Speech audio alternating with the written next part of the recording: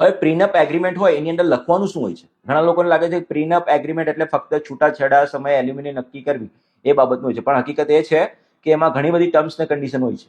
એના એલિમેન્ટ શું છે એ આપણે સમજીએ કે પહેલે તો પ્રોપર્ટી ઓનરશિપ કોની રહેશે. જ્યારે પ્રોપર્ટી ખરીદવામાં આવે છે ત્યારે એનો વહીવટ કેવી રીતે કરવાનો છે પ્રીનપ એગ્રીમેન્ટમાં આપણે કવર કરી શકીએ છીએ. સ્ત્રીધન કોને કહેવાશે અને ગિફ્ટ કોને કહેવાશે, એના પર હક કોનો રહેશે, આ બધી વસ્તુ પણ આની અંદર આપણે ડિફાઇન કરી શકીએ છીએ.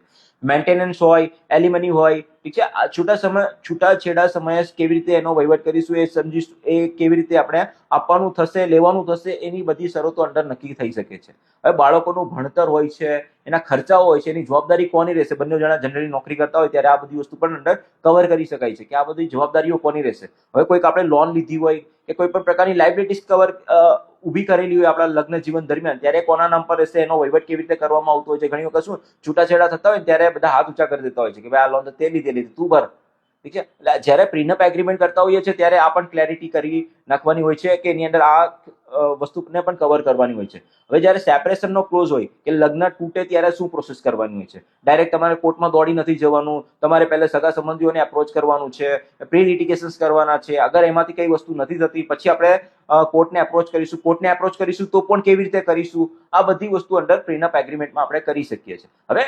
ઇન્ડિયામાં પ્રીનપ એગ્રીમેન્ટ બાઇન્ડિંગ નથી, એનાથી કોઈને બાંધી દેવા પણ બાંધી નહીં શકાય, પણ જે તે સમયે સ્ટ્રોંગ સપોર્ટિંગ પુરાવા તરીકે કોર્ટમાં એને કન્સિડર કરી શકાય છે કે જે તે સમયે અમારું લગ્ન થયું હતું ત્યારે અમે આ બધા એગ્રીમેન્ટ પણ કરેલા હતા. એટલે ખાલી ફોકસ કરવા માટે એ એગ્રીમેન્ટનો આપણે યુઝ કરી શકીએ છીએ. ને એગ્રીમેન્ટ કરવાથી મેન્ટલ ક્લિયરિટી આવે છે કે ભાઈ જે તે સમયે આ બધી વસ્તુ કરવામાં આવેલી હતી એટલે બધું નક્કી થઈ ગયું છે. હવે આ બાબતમાં ઝઘડો કરવાનો કોઈ મતલબ નથી. એટલે પ્રીનપ એગ્રીમેન્ટ પણ અત્યારે